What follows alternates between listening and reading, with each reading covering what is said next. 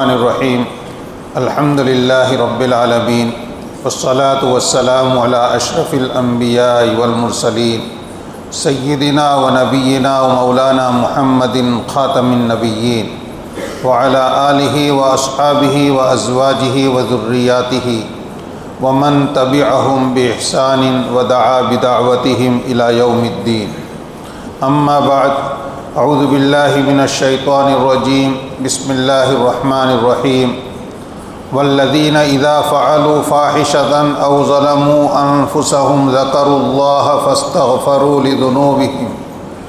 فاستغفروا لذنوبهم ومن يغفر الذنوب الا اللہ ولم يصروا على ما فعلوا وهم يعلمون اولئک جزاؤهم مغفرة من ربهم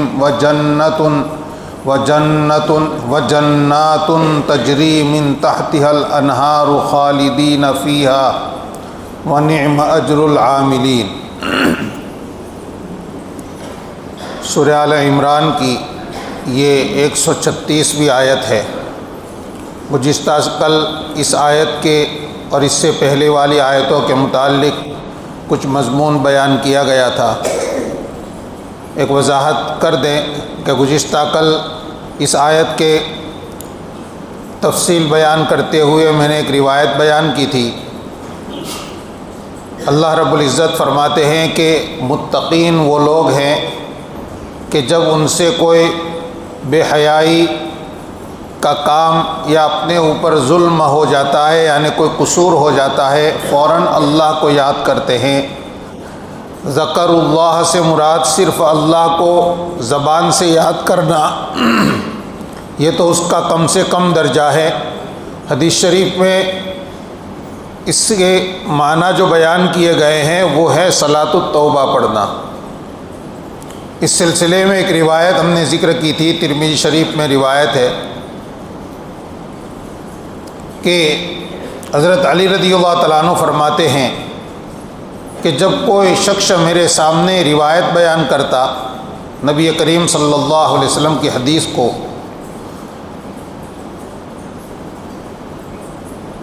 فرماتے ہیں آپ علیہ الصلوۃ والسلام سے جو حدیثیں میں نے براہ راست سنی اس سے تو اللہ تعالیٰ مجھے جتنا فائدہ پہنچانا چاہتے پہنچاتے تھے، لیکن اگر کوئی آدمی میرے سامنے حضور پاک صلی اللہ علیہ وسلم کی حدیث بیان کرتا تو میں اس کو قسم کھلاتا کہ قسم کھا کر بیان کرو کہ یہ حدیث آپ علیہ الصلوۃ والسلام کی ہے۔ یہ حضرت علی رضی اللہ تعالیٰ عنہ نے ضابطہ شروع سے بنا رکھا تھا۔ حضرت صدیق اکبر رضی اللہ تعالیٰ عنہ کے زمانہ خلافت میں بھی وہ اس ضابطے پر کاربند تھے، اسی لیے فرماتے ہیں کہ حضرت صدیق اکبر رضی اللہ تعالیٰ عنہ نے مجھے حدیث بیان کی اور وہ سچے تھے، انہوں نے مجھے جو بات بیان کی اس پر میں نے ان سے قسم نہیں لی، اور وہ روایت وہی ہے جو آپ نے کل سنی تھی کہ جب بندہ گناہ کرتا ہے اس کے بعد وہ اچھی طرح وضو کرتا ہے، وضو کرنے کے بعد وہ 2 رکعت پڑھتا ہے، یہ ہے ذکر اللہ کا مطلب، یعنی نماز پڑھ کر اللہ کو یاد کرتا ہے، پھر اللہ کے سامنے اپنے گناہوں سے معافی مانگتا ہے، اللہ تعالیٰ اس کے گناہوں کو معاف کر دیتے ہیں۔ حضرت علی رضی اللہ تعالیٰ عنہ کے زمانہ خلافت میں ضرور فتنے پیدا ہوئے اور اس وقت حدیثوں کے معاملے میں احتیاط کا سلسلہ اور زیادہ سخت ہو گیا، لیکن حضرت علی رضی اللہ عنہ کا یہ معمول تو حضرت صدیق اکبر رضی اللہ عنہ کے زمانہ خلافت میں بھی تھا، روایت کو قبول کرنے کے معاملے میں۔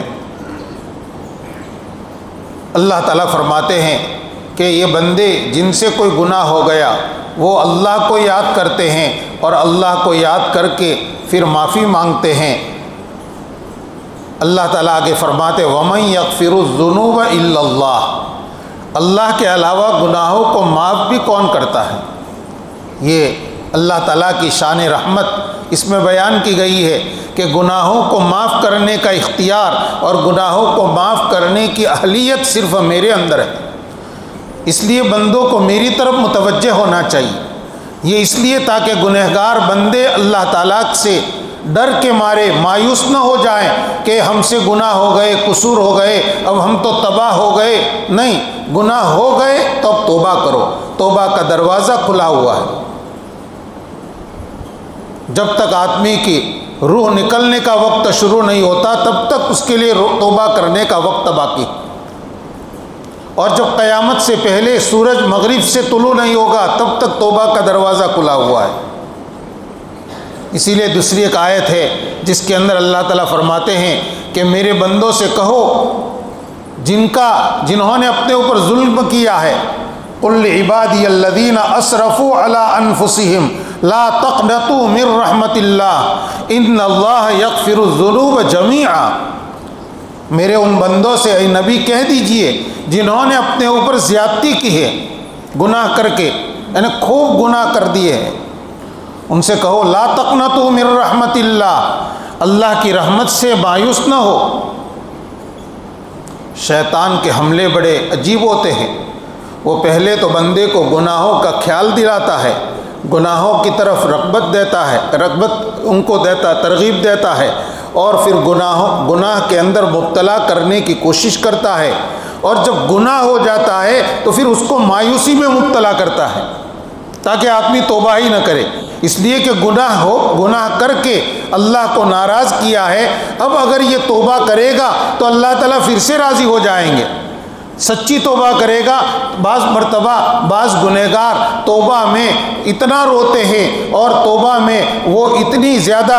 اللہ تعالیٰ کے سامنے آہوزاری کرتے ہیں کہ پہلے جس مقام پر تھے گناہ کر کے توبہ کرنے کے بعد وہ اس سے اونچے مقام پر پہنچ جاتے ہیں۔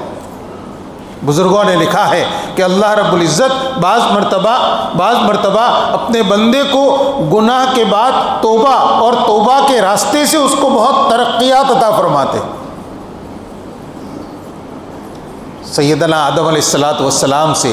ایک اجتہادی خطا ہو گئی،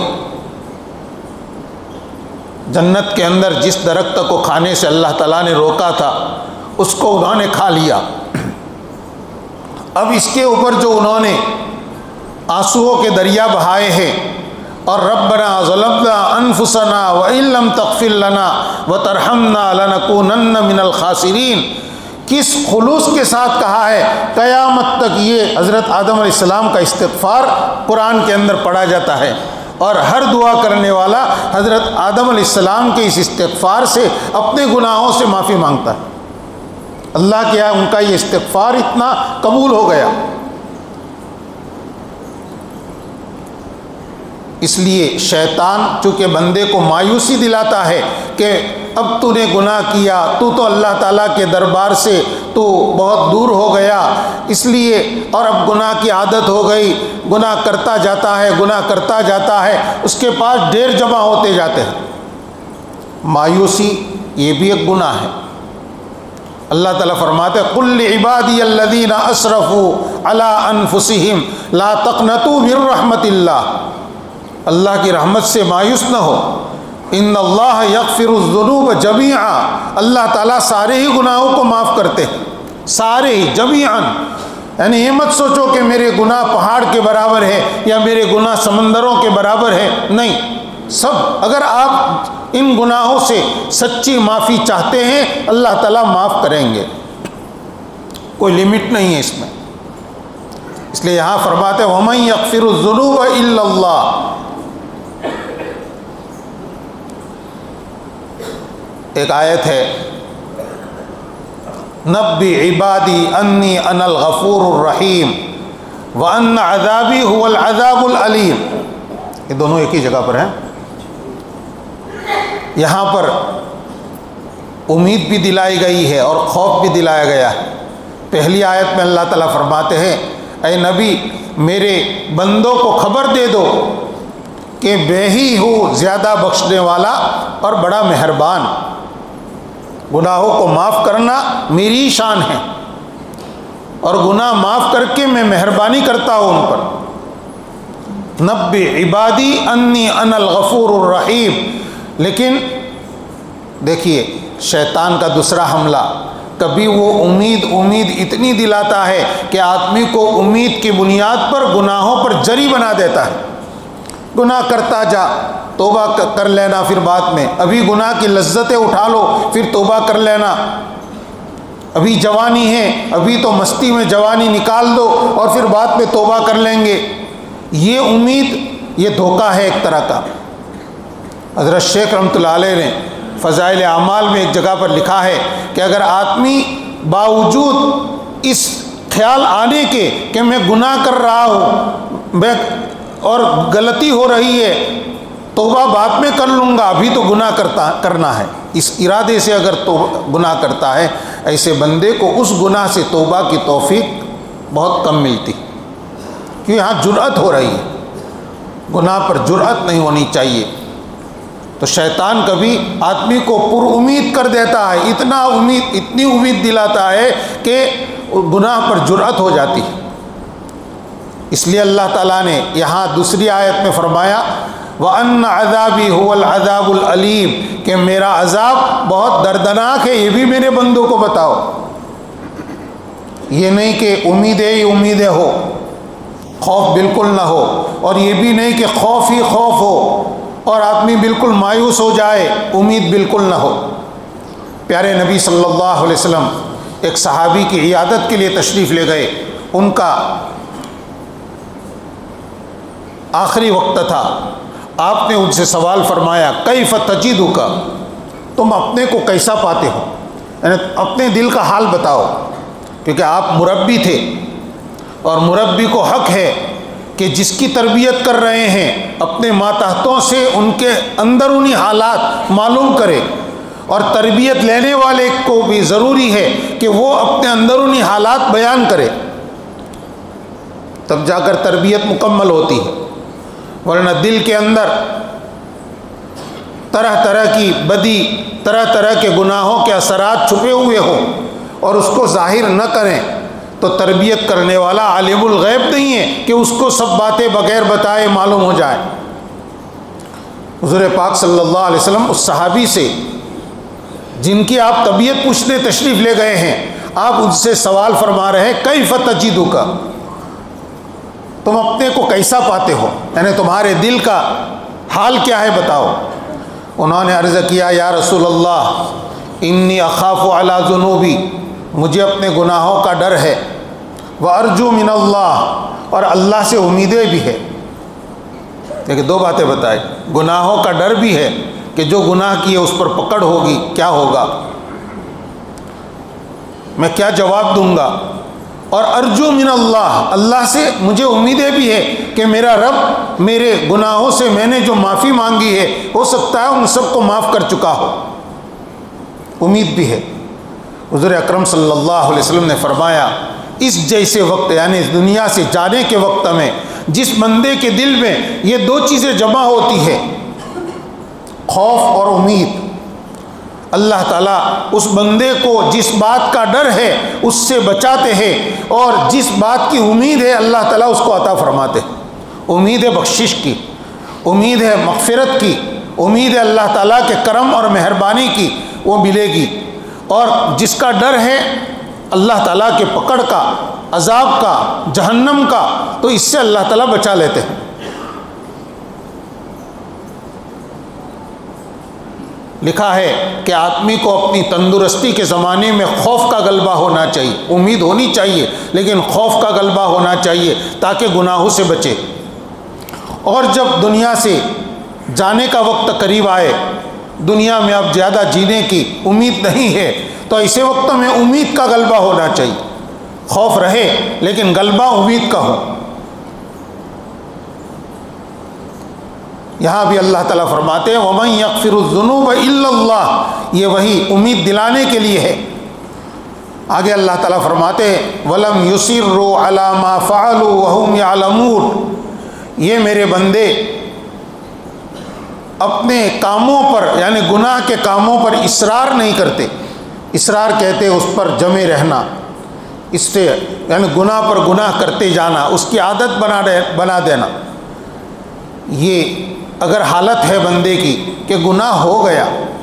اب دوبارہ لوٹ کر اس گناہ کے راستے پر نہیں جاتا اور اس سے توبہ کرتا ہے، تو اس بندے کو اللہ رب العزت معاف فرما دیتے ہیں، اور اس کی اصلاح کی بہت امیدیں ہیں، لیکن کوئی شخص اپنے قصد اپنے ارادے سے اصرار کرے گناہ پر، چاہے وہ گناہ چھوٹا ہو، تو اس کے لیے اس گناہ سے بچنا، زندگی میں اس گناہ کا اس کے عادت سے نکل جانا بہت مشکل ہو جاتا ہے۔ کیوں؟ گناہ ہے اور گناہ پر اصرار ہے۔ اسی لیے جہاں صغیرہ کبیرہ گناہوں کی بحث آتی ہے کہ صغیرہ اور کبیرہ میں فرق ہے نہیں ہے، کتنا ہے، کیسے ہے، وہاں ایک جملہ آتا ہے کتابوں میں، لا صغیرۃ مال اصرار۔ کوئی آدمی چھوٹا گناہ کرے اور بار بار کرے تو وہ صغیرہ نہیں ہے، وہ کبیرہ ہو گیا، چاہے فہرست میں صغیرہ کی فہرست میں لکھا ہوا، کیونکہ ایک غلطی بار بار کی ہے تو یہ ساری غلطیاں جمع ہو جائے گی، جمع ہوگی تو یہ بنے گا بڑا بھاری قصور بنے گا۔ جب کہیں کوئی واردات ہوتی ہے اور پولیس وہاں پر جب اس کیس کو نوٹ کرتی ہے تو اس کے اندر چھوٹی چھوٹی غلطیوں کو بھی اس کیس کے اندر درج کرتی ہے اور پھر اس کو بڑا کیس بناتی ہے، حالانکہ وہ چھوٹی چھوٹی غلطیاں تو سب لوگ کرتے ہیں، کبھی اس کی طرف کوئی توجہ نہیں کرتا، کبھی اس پر مواخذہ نہیں ہوتا، لیکن آج چونکہ ایک معاملہ بن گیا ہے، اس معاملے میں اب چھوٹی چھوٹی غلطیوں کو بھی اس میں درج کیا جاتا ہے۔ گاڑی چلانے والے بتاتے ہیں کہ اس میں عجیب و غریب چیزیں جس کو کوئی کبھی جانتا بھی نہیں، اس وقت پھر ایسی چیزوں کو بھی شمار کرا جاتا ہے کہ آپ نے یہ بھی نہیں کیا، یہ بھی نہیں کیا، یہ بھی نہیں کیا، حالانکہ پوری دنیا وہ نہیں کرتی، لیکن اس کو قصوروار ٹھہرانا ہے تو اب یہ سب چیزیں جمع ہو گئی۔ تو یہاں پر بھی ہے کہ صغیرہ گناہ صغیرہ ہمیشہ مت سمجھو، یہی صغیرہ کبیرہ کی فہرست میں چلا جاتا ہے اصرار کرنے سے، بار بار کرنے سے۔ بد نظری صغیرہ گناہ سمجھ کر اگر ہم بار بار کرتے ہیں، موبائل کے واسطے سے اگر ہم سے بد نظری بار بار ہو رہی ہے، یہ اب کبیرہ گناہ ہو گیا۔ اور دوسری بات، سمجھدار کے لیے اتنا کافی ہے کہ زہر تھوڑا ہے اس لیے کھایا نہیں جاتا، زہر ہے اس لیے اس کو چھوڑتے ہیں، چاہے تھوڑا سا ہو، دانے کے برابر بھی ہو۔ آدمی کو مارنے کے لیے ایک دانے کے برابر زہر بھی کافی ہے، یا کسی جگہ آگ لگانے کے لیے ایک ذرا سی چنگاری بھی کافی ہے۔ گناہ کو ایک چنگاری ہم سمجھے، چاہے صغیرہ ہو یا کبیرہ ہو، یہ نہیں کہ چھوٹی سی چنگاری ہے اس سے کیا آگ لگے گی، وہ بھی پورے محلے کو جلانے کے لیے کافی ہو سکتی۔ اس لیے میرے بھائیوں، گناہوں سے ہم خوب ڈریں اور بچیں، اپنے کو بچانے کی کوشش کریں، اور اگر گناہ ہو جاتے ہیں تو گناہوں سے توبہ اور استغفار اس کے ساتھ لازم پکڑے۔ جتنا بار بار توبہ استغفار کرتے رہیں گے، ان گناہوں سے بچنے کی ہمت اور طاقت پیدا ہوگی۔ اللہ تعالیٰ گناہوں کے اوپر اصرار نہ کرنے والوں کے لیے اور گناہ ہو جانے پر توبہ کرنے والوں کے لیے آگے وعدہ بیان فرماتے ہیں، اولئک جزاؤہم مغفرۃ من ربہم، یہی لوگ ہیں ان کا بدلہ ان کے پروردگار کی طرف سے بخشش کی شکل میں ہوگا، اور ایسی جنتوں کے ایسے باغات کی شکل میں جن باغات کے نیچے سے نہریں بہتی ہوگی۔ وَنِعْمَ أَجْرُ الْعَامِلِينَ، اور عمل کرنے والوں کا بڑا بڑھیا اجر ہوگا وہاں آخرت میں۔ دنیا میں گناہوں سے اپنے کو بچانے کی تھوڑی سی مشقت، تھوڑا سا مجاہدہ برداشت کریں گے، یہ مجاہدہ آدمی کو اللہ سے بہت قریب کر دے گا، اللہ سے بہت قریب کر دے گا۔ آدمی کو دل میں جب گناہ کا خیال ہوتا ہے یا گناہ کی عادت ہو جاتی ہے، اس گناہ کو چھوڑنے کا جب پہلی مرتبہ ارادہ کرتے ہیں تو اس وقت دل میں ایک طرح کا رنج پیدا ہوتا ہے کہ نفس کو جس کی عادت تھی وہ آج ملی نہیں، تو نفس یہ سمجھتا ہے کہ جو یا دنیا میں سے کوئی دولت لٹ گئی ہے، حالانکہ کچھ لوٹا نہیں ہے، بہت اچھا کام ہوا، جو گناہ روزانہ ہوتا تھا آج نہیں ہوا، آج گناہ کا خیال دل میں آیا، گناہ کا موقع آیا، لیکن اس وقت ہم نے اپنے اوپر ذرا سا بوجھ ڈال کر ہم نے اپنی ذات کو گناہ سے بچا لیا۔ یہ جو تھوڑا سا رنج ہوا ہے، اسی کو کہتے ہیں تمنا کا خون کرنا۔ یہ آرزوؤں کا خون جب ہوتا ہے اللہ تعالیٰ اس کے بعد ترقی کے راستے کھولتے ہیں، اس بندے کو اپنا مقرب بناتے ہیں کہ اس بندے نے آج اپنے دل میں جو گناہ کی غلط آرزو پیدا ہوئی تھی اس آرزو کا خون کیا ہے، اس کی پرواہ نہیں کی کہ مجھے، اس نے طے کیا کہ آج تو مجھے اپنے مولا کو ناراض نہیں کرنا۔ جو لوگ ایسے رنج بار بار برداشت کرتے ہیں، ایسوں کے بارے میں یہ کہا گیا ہے دمادم شراب علم در کشن، دمادم شراب علم در کشن وگر تلخ بینند دم در کشن۔ فارسی کا شعر ہے کہ ایسے لوگ برابر اللہ والے ہر وقت رنج کی شراب کے گھونٹ پیتے رہتے ہیں، ان کو کڑوا معلوم ہوتا ہے، یہ شراب یعنی یہی مجاہدہ ان کو کڑوا معلوم ہوتا ہے، بھاری پڑتا ہے، پھر بھی اس پر خاموش رہتے ہیں، اس لیے کہ یہ گناہوں کے اوپر گناہ کرنے سے اپنے کو بچانے کا جو کڑوا گھونٹ ہے، اس کڑوے گھونٹ پر اللہ تعالیٰ ان کو پھر آگے نوازنے والے ہیں، اس لیے چپ رہتے ہیں، اس تکلیف کو برداشت کرتے ہیں۔ یہ ایک مجاہدہ ہے۔ کوئی مجاہدہ صرف یہ نہیں کہ آدمی اپنے آپ کو دھوپ میں بٹھا دے، کھڑا کر دے، مجاہدہ صرف یہ نہیں کہ اپنے آپ کو آدمی بھوکا رکھے، یہ جو دل میں گناہ کا خیال آ رہا تھا اور آپ نے عزم کر لیا کہ نہیں آج میں گناہ نہیں کروں گا، اپنی نگاہوں کی مجھے حفاظت کرنی ہے، میں روزانہ یہ چیز دیکھتا ہوں لیکن آج مجھے نہیں دیکھنا، اب یہ دل میں نفس کو اس کی غذا نہیں ملی، اس کی بنا پر جو رنج ہوا یہ رنج ایک مجاہدہ ہے۔ ایسے مجاہدوں پر اللہ تعالیٰ کی طرف سے پھر آگے بندے کے لیے نیکی کے راستے پر چلنے کی اور آئندہ زندگی میں تقوی آنے کے راہیں کھلتی۔ حضرت مولانا اشرف علی تھانوی نور اللہ مرکزہ نے قسم کھا کر دعویٰ فرمایا کہ گناہ سے بچنے کے لیے جو لوگ تکلیفیں اٹھاتے ہیں، فرمایا قسم کھا کر فرمایا اللہ تعالیٰ اس کے دل میں ایسی لذت اور مٹھاس پیدا فرماتے ہیں گناہ سے بچنے کے نتیجے میں کہ اگر بادشاہوں کو پتہ چل جائے کہ ان کے دلوں میں کیسی لذت اور کیسی مٹھاس ابھی یہ محسوس کر رہے ہیں تو وہ بادشاہ لوگ تلواریں لے کر ان کے اوپر حملہ کریں کہ یہ دولت جو تمہارے دلوں میں ہے ہم کو دے دو۔ کون کہہ رہا ہے؟ حکیم الامت حضرت تھانوی رحمۃ اللہ علیہ، جن کی زندگی اصلاح نفس کے اندر گزری ہے۔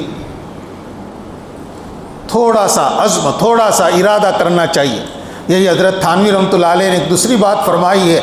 کہ اللہ تعالیٰ نے تقوی کو یعنی گناہوں سے بچنے کو ہم پر فرض کیا ہے۔ یہ ہو نہیں سکتا کہ اللہ رب العزت ہمارے اوپر ایک چیز فرض کرے اور ہمارے اندر اس کی طاقت نہ ہو۔ ہر انسان میں موت تک تقوی کی طاقت ہے، متقی بننے کی طاقت ہے، اسی لیے اس کے اوپر تقوی فرض کیا گیا ہے۔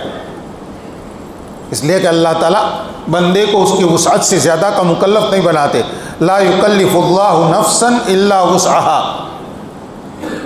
تو تقوی کا مکلف بنایا ہے، اس کا مطلب یہ کہ تقوی کی طاقت اور ہمت ہر انسان میں ہے۔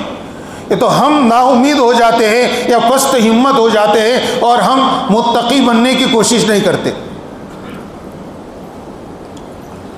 حضرت شاہ ولی اللہ محدث دہلوی رحمۃ اللہ علیہ، جن کو مسند الہند کہا جاتا ہے، ایک مرتبہ دہلی کی جامع مسجد میں جمعہ کے دن ممبر کے اوپر خطبہ دیتے تقریر کرتے ہوئے انہوں نے سلاطین مغلیہ سلطنت کے بادشاہ اور شہزادوں کو للکار کر کہا۔ انہوں نے کہا دلے دارم جواہر پارے عشقست تحویلش کے دارت زیر گردو میر سامانے کے من دارم۔ انہوں نے فرمایا کہ او مغل بادشاہوں اور تخت و تاج کے مالکوں، ولی اللہ اپنے سینے کے اندر ایک دل رکھتا ہے اور اس دل کے اندر اللہ تعالیٰ کی محبت کے ایسے جواہرات ہیں کہ تم تخت و تاج کے مالک ہو کر بھی ان جواہرات سے محروم ہو۔ تم مرو گے تو اپنے کفن میں لپٹ کر دنیا سے جاؤ گے، اور ولی اللہ جب مرے گا تو اپنے دل کے اندر، اپنے سینے میں جو دل ہے اس دل میں اللہ کی محبت کے ان جواہرات اور موتیوں کو لے کر دنیا سے جائے گا۔ یہ اللہ کی محبت پیدا ہوتی ہے میرے بھائیوں۔ اس کے لیے سب سے پہلے ہے کہ بندہ گناہوں سے اپنے کو بچائے، اس لیے کہ گناہ تاریکی ہے، گناہ کے اندر ظلمت، تاریک اندھیرا ہے، اور جتنی نیکیاں ہے اس کے اندر نور ہے، انوارات ہیں۔ اگر ہم چاہتے ہیں کہ ہمارے دل کے خانے میں نور پیدا ہو تو گناہ سے بچنا ضروری ہے۔ مسجد کے اندر ابھی روشنی ہے اس لیے کہ لائٹیں جل رہی ہے، آپ چاہتے ہیں یہاں اندھیرا ہے تو لائٹیں بند کر دیں گے تو اندھیرا رہے گا، اندھیرا ہے تو روشنی نہیں ہے، روشنی ہے تو اندھیرا غائب ہے۔ یہ دونوں ضدین ہیں، ایک دوسرے کے بالکل ورودھ ہیں۔ اگر دل میں ہم چاہتے ہیں کہ انوارات رہیں، انوارات ہی انوارات رہیں،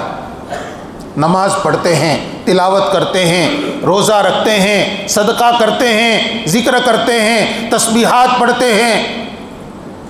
طرح طرح کی نیکیاں کر رہے ہیں، یہ دل میں انوارات پیدا کرنے کی چیزیں ہیں۔ لیکن دوسری طرف ہم دل میں اندھیرا پیدا کرنے کے کام بھی کرتے جائے تو یہ دو چیزیں جمع کیسے ہوگی؟ وہی نیکیوں کا، طاعات کا نور گناہوں کی وجہ سے رخصت ہو جائے گا پھر۔ اس لیے میرے بھائیوں، ہم عزم کریں، ارادہ کریں کہ ہمیں اپنی زندگی کو گناہوں سے خالی کرنا ہے، تو ضرور ان نیکیوں کا، طاعات کا نور جو ہے وہ ہمارے دل کی دنیا کو منور کرے گا، اور دل کی دنیا کو جب منور کرے گا تو پھر ہمیں صحیح غلط کی تمیز نظر آئے گی، ہمارا ضمیر اندر سے آواز آئے گی یہ غلط راستہ ہے، اس راستے پر ہمیں نہیں چلنا۔ آج چونکہ اندر اندھیرا ہو گیا، اندھیرے گھر میں داخل ہوں گے تو آدمی دیوار سے کبھی ٹکرا جائے گا، کبھی کھمبے سے ٹکرائے گا، کبھی گڑھے میں اس کا پاؤں گرے گا، کام کی چیز لینے گیا ہے، کام کی چیز ہاتھ میں نہیں آئے گی اور نقصان پہنچانے والی چیز پر ہاتھ پڑے گا، کیوں؟ اندھیرا ہے۔ اور دل کی دنیا روشن ہو گئی تو اب یہ سارے آدمی کو نظر آئے گا کہاں مجھے چلنا چاہیے، کہاں نہیں چلنا چاہیے، یہاں دیوار ہے اور یہاں دروازہ ہے، آدمی کو صاف نظر آئے گا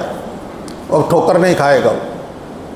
ہم اپنے دل کی دنیا کو روشن ہونے ہی نہیں دیتے، دل کے اندر ہم روشنی کی جوت جلنے ہی نہیں دیتے، اس لیے کہ مسلسل ایک کے بعد ایک، کبھی زبان کا گناہ، کبھی کانوں کا گناہ، کبھی نگاہوں کا گناہ، اور موبائل نے حد کر دیا، قسم کے گناہوں کے دروازے ہمارے سامنے کھول کر رکھ دیے۔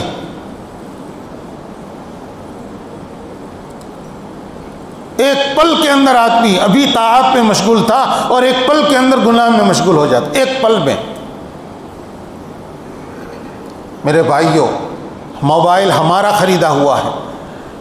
ہماری ملکیت ہے، ارادہ ہمارا ہے، مالک ہم ہیں، ہم وہاں چاہیں گے گناہ سے مجھے بچنا ہے تو کوئی مشکل نہیں ہے، ہم کو کوئی مجبور نہیں کر رہا ہے۔ ایک تو گناہ سے بچ کر جو فوائد ہے ان کا ہم استحضار کریں کہ گناہ سے بچ کر زندگی گزارنے میں میرے لیے کتنی لذتیں ہیں، اللہ سے قرب کی جو لذت ہے وہ جب مل گئی تو پھر دنیا کی ساری لذتوں سے آدمی منہ موڑ دے گا، پھر اس کو اللہ کی اطاعت، اللہ کی عبادت، اللہ کی یاد کے علاوہ کسی چیز میں اس کو مزہ نہیں آئے گا، پھر اچھے کھانے، اچھا پہننا، اچھا لباس اور اچھی محفلیں اس کو بیکار معلوم ہوگی، اس میں اس کا جی نہیں لگے گا، اس کا جی تو تنہائی میں، اللہ کے سامنے رونے میں، اللہ کو یاد کرنے میں، اللہ کے سامنے تلاوت کرنے میں، تنہائی میں اس کا جی زیادہ لگے گا۔ پھر ہم ارادہ کریں اور ارادہ کر کے یہ عزم کریں کہ ہمیں اپنی زندگی میں یہ چیزیں لانی ہیں۔ اگر گناہ ہو جائے تو بے قراری ہو، گناہ چھوڑنے کا آسان علاج یہ ہے کہ گناہ پر آدمی کو بے قراری ہو، احساس ہو، اب اس کے بعد ہمیں جب تک توبہ نہ کر لیں تب تک ہمیں چین نہ آئے، نہیں مجھ سے گناہ ہو گئے ہیں اس لیے مجھے توبہ کرنی۔ اور کل بتلایا تھا کہ توبہ کرنا بہت آسان ہے، اس کے لیے کوئی لمبی چوڑی قیودات نہیں ہے، قابل طریقہ توبہ کا 1-2 رکعات پڑھے اور پھر اللہ کے سامنے اپنے گناہوں پر ندامت کے آنسو بہائے، اور اس گناہ کو اب ہمیشہ کے لیے چھوڑنے کا عزم کرے. اور اس سے بھی آسان ہے استغفار. امام غزالی رحمۃ اللہ علیہ نے لکھا ہے کہ توبہ کے لیے تو یہ شرطیں ہیں، استغفار کے لیے تو کوئی شرط نہیں ہے. بس آدمی چلتے چلتے پڑھے استغفر اللہ ربی من کل ذنب واتوب الیہ، لیکن گناہ کرنا بند کر دے، یہ تو ضروری ہے. یہ نہیں کہ آنکھوں سے غلط چیزیں دیکھنا جاری ہے اور زبان سے استغفار بھی پڑھ رہے ہیں. حضرت حکیم محمد اختر صاحب رحمۃ اللہ علیہ فرماتے ہیں ایسا استغفار خود استغفار کا محتاج ہے. کیا گناہ کرنا جاری ہے، غیبت بھی کر رہے ہیں، سن بھی رہے ہیں، مزے لے رہے ہیں اور استغفر اللہ بھی پڑھ رہے ہیں، تو ایسا استغفار خود استغفار کا محتاج ہے. نہیں، گناہ کرنا بند کر دے پھر استغفار پڑھے، سچے دل سے پڑھے، تو استغفار سے اللہ تعالیٰ گناہوں کو معاف فرماتے ہیں. گناہ ہو جانے پر آدمی کے اندر بے قراری ہو، ایسی بے قراری جیسے اپنے گھر کا کچھ نقصان ہو جانے پر ہوتی ہے. اے کہ صبرت نیست از فرزند و زن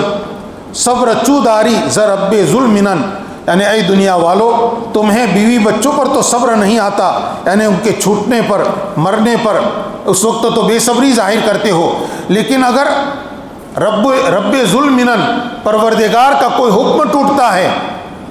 کوئی گناہ ہو جاتا ہے، تو اس وقت تم کو کوئی غم کیوں نہیں ہوتا؟ حضور اکرم صلی اللہ علیہ وسلم نے جو دعائیں ہم کو سکھلائی ہے ان میں سے ایک دعا ہے اللہم ارحمنی بترک المعاصی ابدا، اور ایک دعا ہے اللہم ارحمنی بترک المعاصی ولا، اے اللہ گناہوں کو چھوڑنے کی شکل میں میرے اوپر رحم فرما. معلوم ہوا گناہ کو چھوڑنا یہ اللہ کی رحمت کا آنا ہوا. ہم اللہ کی رحمت مانگتے ہیں، اللہ رحم فرمائے رحم فرمائے، تو جو گناہ کر رہے ہیں اس کو چھوڑ دو، یہ اللہ کی رحمت ہے، مہربانی. گناہ چھوڑنا یہ ایک بہت بڑی عبادت بھی ہے. حضرت ابو ہریرہ رضی اللہ تعالیٰ عنہ کو نبی کریم صلی اللہ علیہ وسلم نے 5 نصیحتیں ان کی انگلی پر یوں گن کر 5 نصیحتیں بیان فرمائی تھی. فرمایا تھا ان کو یاد کرو، عمل کرو اور دوسروں کو سکھاؤ. ان میں پہلی نصیحت تھی اتق المحارم تکن اعبد الناس، حرام کاموں سے بچ تو سب سے بڑا عبادت گزار بن جائے گا. ہم سمجھتے ہیں کہ بڑا عبادت گزار بننے کے لیے رات بھر جاگنا پڑے گا، دن بھر مسجد میں رہنا پڑے گا. نہیں، گناہوں سے بچنا یہ بہت بڑی عبادت ہے. اس حدیث شریف سے ایک بات معلوم ہو رہی ہے کہ اگر ہم اپنی نگاہوں کو گناہوں سے بچاتے ہیں تو اپنی آنکھوں سے ہم عبادت کر رہے ہیں. جتنے گھنٹے آپ نے آنکھوں کو گناہوں سے بچایا اتنے گھنٹے تک آپ نے اپنی آنکھوں سے کوئی عبادت کی ہے. جتنا وقت آپ اپنے ہاتھوں کو گناہوں سے بچاتے ہیں، پیروں کو گناہ کی جگہوں کی طرف چلنے سے بچاتے ہیں، اپنی شرمگاہ کو گناہ سے بچاتے ہیں، اپنے منہ کو گناہ سے بچاتے ہیں، کانوں کو بچاتے ہیں، اپنے ان اعضاء سے گویا آپ عبادت کر رہے ہیں. کیوں حضور پاک صلی اللہ علیہ وسلم فرما رہے ہیں گناہ حرام کاموں سے بچ تو سب سے بڑا عبادت گزار بن جائے گا. گناہ چھوڑنے پر اللہ تعالیٰ خوش ہوتے ہیں، اور گویا اللہ تعالیٰ خوش ہوتے ہیں اس بندے کو اللہ تعالیٰ اپنا قریبی بنا لیتے ہیں. اسی لیے دعاؤں میں ہے حضور اکرم صلی اللہ علیہ وسلم نے جو دعائیں سکھلائی ہے ان میں سے ایک ہے اللہم کن لنا وجعلنا لک، اے اللہ تو ہمارا ہو جا اور ہمیں اپنا بنا لے. اللہ تعالیٰ اپنے بن گئے تو پھر ساری دنیا ہماری بن گئی. اب کوئی ڈر نہیں، اب شیطان ہمارا کچھ بگاڑ نہیں سکتا. اب نفس کو بھی ہمارے ارادے کی تابعداری کرنی پڑے گی. اب اس آدمی کے بچلنے کا اور اس آدمی کے گمراہ ہونے کا یا بدی کے راستے پر بھٹکنے کا کوئی خطرہ نہیں ہے. ہاں، اللہ کا بننا ضروری ہے. سلطان بہبود نے ایک مرتبہ اپنے دربار میں بہت سی چیزیں، قیمتی چیزیں حاضر کرنے کا حکم دیا. سب چیزیں حاضر کی گئی. وہاں مختلف وزراء، درباری لوگ موجود تھے. اس نے اعلان کیا کہ جو شخص جس چیز پر ہاتھ رکھے گا وہ اس کی ہے. سب لوگوں نے وقت کو موقع کو غنیمت جان کر جس کو جو چیز پسند تھی، کسی کو قالین پسند تھا، کسی کو صوفہ پسند تھا، جو چیز کسی کو وہاں دربار کے اندر باندیا بھی تھی، جس کو جو پسند تھا وہ اس کے اوپر ہاتھ رکھنے لگا اور اپنی ملکیت کا دعویٰ ثابت کرنے لگا۔ سلطان محمود کا غلام ایاز وہ چپ بیٹھا ہے، اس نے کہیں نہ کسی چیز پر ہاتھ رکھا، نہ کسی چیز کو پکڑنے کے لیے اس نے کھڑے ہو کر قدم بڑھایا۔ سلطان کی نظر اس پر تھی، بڑا سمجھدار تھا ایاز۔ سلطان محمود نے اس سے پوچھا کہ ایاز، تمہیں کسی چیز کی ضرورت نہیں ہے، تم نے کسی چیز پر ہاتھ نہیں رکھا۔ تو ایاز کھڑے ہوئے اور انہوں نے آہستہ آہستہ قدم سے چل کر سلطان کے تخت کے پیچھے جا کر سلطان کے کندھے پر ہاتھ رکھ دیے اور پھر کہا، دوسرے درباری کہہ رہے تھے کہ کیا حرکت کر رہا ہے، لیکن چونکہ بڑا سمجھدار تھا اس نے بڑی سمجھداری کا کام کیا۔ سلطان نے پوچھا کہ یہ کیا کر رہے ہو؟ اس نے کہا، بادشاہ سلامت، آپ نے اعلان کیا ہے، آپ نے وعدہ کیا ہے کہ جو جس چیز پر ہاتھ رکھے گا وہ اس کی ہو گئی، تو میں نے لوگوں نے مختلف چیزوں پر ہاتھ رکھے، میں آپ کے اوپر ہاتھ رکھتا ہوں، آپ میرے ہو گئے، اور آپ جب میرے ہو گئے تو میرا سب کچھ میرا ہو گیا پھر تو، اس لیے کہ ساری سلطنت کے مالک آپ ہیں۔ بس یہ ایک واقعہ ہے سمجھانے کے لیے کہ بندہ اپنے مولا کو اپنا بنا لیتا ہے تو پھر اس کے لیے نفس اور شیطان کچھ نہیں ہے۔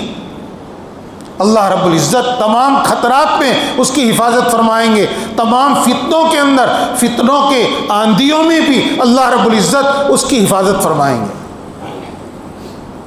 گناہ کے اسباب ہوں گے، گناہ کا ماحول ہوگا، لیکن وہ بندہ اپنی توجہ اللہ کی طرف کر کے بیٹھا ہوگا، وہ وہاں وہی گناہوں کو چھوڑنے کی عبادت میں ہوگا۔ ایسے کتنے موقع ہوتے ہیں، ہر آدمی گناہ میں مبتلا ہے، لیکن اگر دل میں خدا کا خوف ہے، دل میں خدا کی محبت ہے،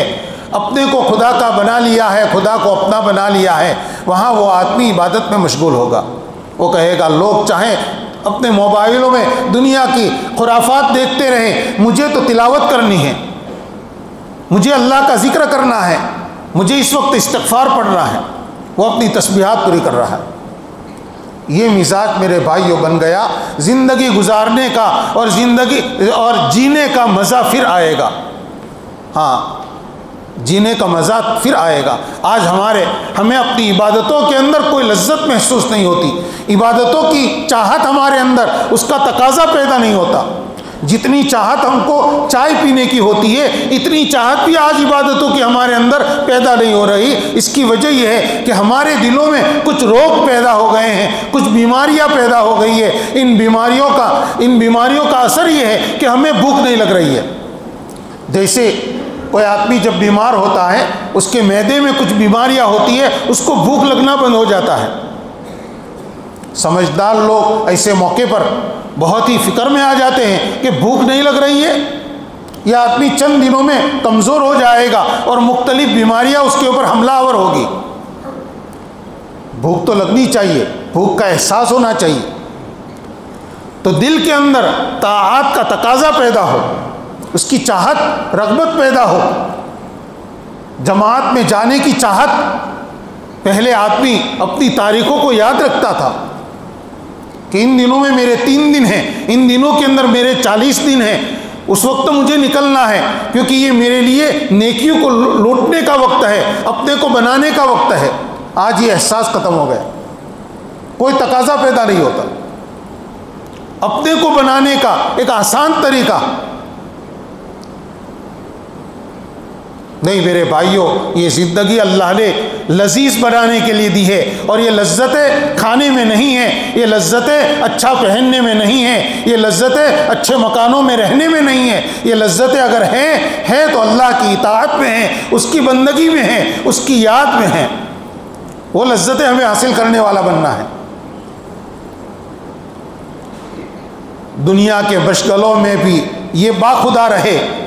شعر ہے، دنیا کے مشغلوں میں بھی یہ باخدا رہے، یہ سب کے ساتھ رہ کے بھی سب سے جدا رہے۔ اس کو کہتے ہیں خلوت در انجمن، انجمن یعنی مجمع میں بیٹھے ہیں لیکن دل تنہائی میں اللہ سے لگا ہوا ہے، دل اللہ اللہ کر رہا ہے۔ سب لوگ باتیں کر رہے ہیں، ظاہر میں یہ شخص بھی مجمع میں بیٹھا ہوا ہے لیکن وہ دل سے اللہ سے تعلق قائم کیے ہوئے، دل میں اللہ سے مناجات کر رہا ہے۔ وہ دنیا کے مشغلوں میں بھی یہ باخدا رہے، یہ سب کے ساتھ رہ کے بھی سب سے جدا رہے۔ اللہ تعالیٰ ہمارے لیے ایسے بننے کے راستے آسان فرمائے، ہمارے اندر اس کا شوق پیدا فرمائے۔ جب اللہ سے تعلق قائم ہو جاتا ہے، اس کا دھیان رہتا ہے، تو پھر دنیا کے کاموں میں بھی آدمی کا دھیان اللہ کی طرف ہوتا ہے۔ تجارت کر رہے ہیں، کاروبار کر رہے ہیں، گاہک سے بات کر رہے ہیں لیکن دل اللہ سے جڑا ہوا ہے۔ ڈاکٹر مریض کو دوا لکھ رہا ہے لیکن اس کا دل اللہ سے جڑا ہوا ہے۔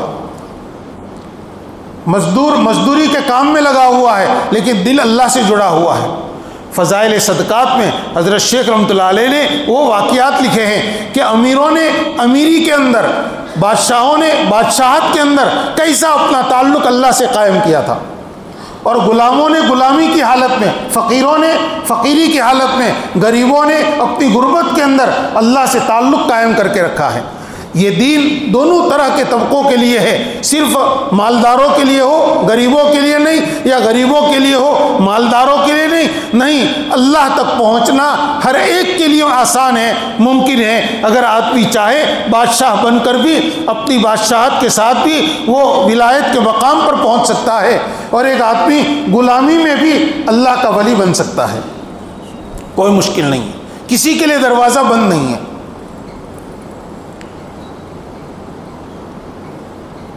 یہ باتیں میرے بھائیوں، تھوڑی سی اپنے بارے میں ہم فکر کریں گے کہ ہمیں جیسے پوری بات شروع کی وہاں سے اس بات کا خلاصہ اور حاصل یہی ہے کہ گناہ سے بچنے کی اور اپنے کو بچانے کی پوری فکر کریں ہم میرے بھائیوں، ورنہ ویسے ہی ہمارے سال پر سال گزریں گے، ہماری عمر بڑھتی جائے گی اور ہم قبر سے قریب ہوتے جائیں گے، اسی میں جوانوں کی جوانی پوری ہو جائے گی کہ بعد میں یہ سب ارادے کریں گے، نہیں، جوانی کے اندر ہی ہمیں ارادہ کر کے ہمیں پاک باز نیک جوان بننا ہے۔